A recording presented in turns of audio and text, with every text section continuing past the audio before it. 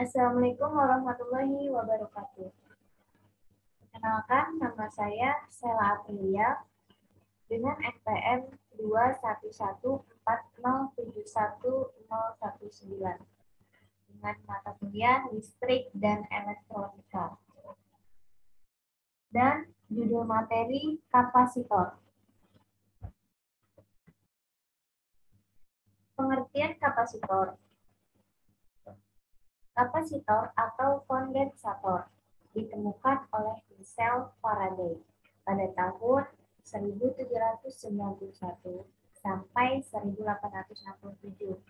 Pada hakikatnya adalah suatu alat yang dapat menyimpan energi atau muatan listrik di dalam medan listrik dengan cara mengumpulkan ketidakseimbangan internal dari muatan listrik atau komponen listrik yang mampu menyimpan muatan listrik yang dibentuk oleh permukaan atau piringan atau kepingan yang berhubungan yang dipisahkan oleh suatu penyekat.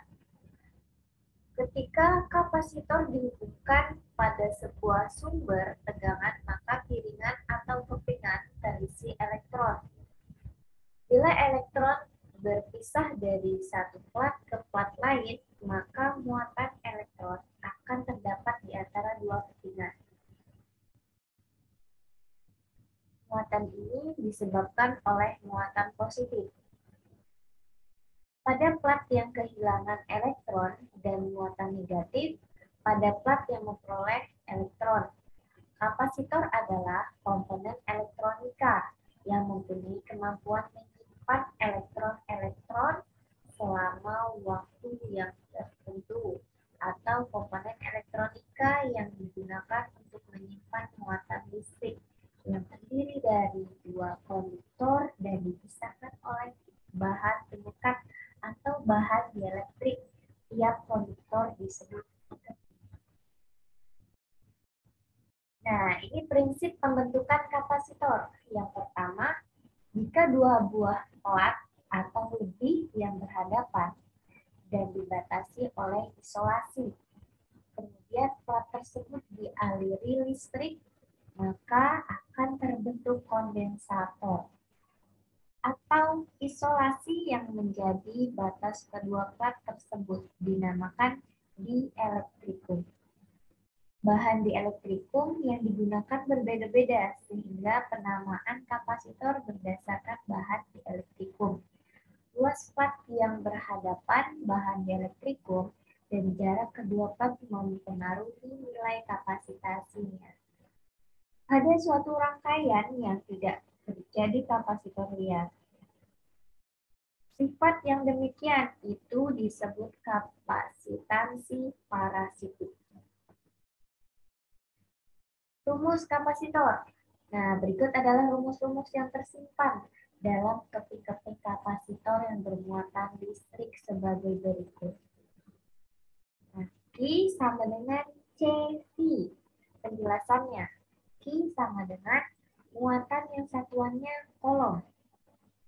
C sama dengan kapasitas yang satuannya farad.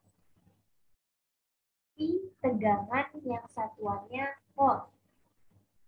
Nah, satu kolom itu sama dengan 6,3 dikali 1.800 elektron. Nah, ini adalah rumus untuk kapasitor dengan rangkaian paralel. C total sama dengan C1 plus C2 plus C3. Pada rumus kapasitor, di atas dapat disimpulkan bahwa pada rangkaian kapasitor paralel tidak terjadi sama sekali pembagian untuk tegangan atau muatan listrik. Semua tegangan akan memiliki jumlah yang sama pada setiap titik yang ada di rangkaian kapasitor paralel. Alasannya karena pada titik yang sama kapasitor paralel tersebut dihubungkan sehingga tidak memiliki perubahan yang berarti. Rumus untuk kapasitor dengan rangkaian seri I per C total sama dengan I per C I plus I per C2 plus I per C3. Pada rumus untuk kapasitor, dengan rangkaian seri di atas dapat disimpulkan bahwa pada setiap pengukuran kapasitor seri, ini terjadi pembagian tegangan dari sumber tegangan kepada setiap titik.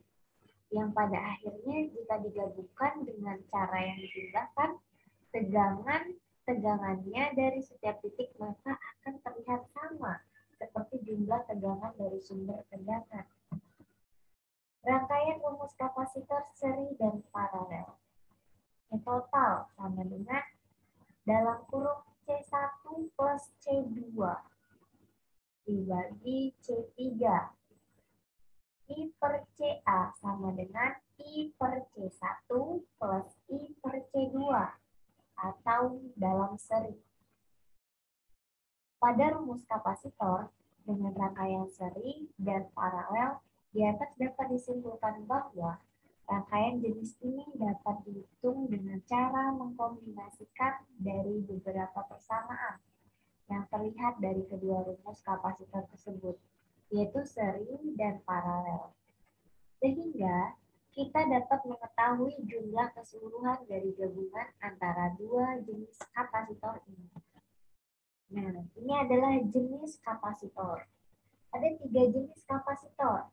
Yang pertama ada kapasitor elektrostatis, yang kedua elektrolitik, dan yang terakhir elektrokimia. Nah, ini adalah pembahasan pertama, yaitu kapasitor elektrostatis. Kapasitor elektrostatis adalah kapasitor yang terbuat dari bahan keramik, film, dan mika. Tetapi bahan yang paling banyak digunakan adalah bahan keramik dan mika karena lebih murah dan mudah didapat. Kapasitor ini adalah kapasitor jenis non-polar. Dan yang kedua, kapasitor elektrolitik. Kapasitor elektrolitik merupakan kapasitor yang pembuatannya disebut elektrolisis yang berbentuk kutub positif dan kutub negatif. Kapasitor jenis ini terbuat dari lapisan metal oksida. Nah, ini yang ketiga yaitu kapasitor elektrokimia.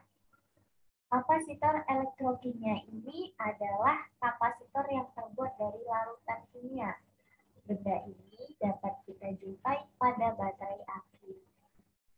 Baterai dan aki memiliki tingkat kebocoran arus yang sangat kecil dan kapitansi yang besar. Nah, ini adalah fungsi kapasitor. Yang pertama, untuk menyimpan muatan dan energi listrik. Yang kedua, untuk memilih frekuensi pemancar pada pesawat radio. Yang ketiga, sebagai perata tegangan dalam capu daya atau disebut power supply.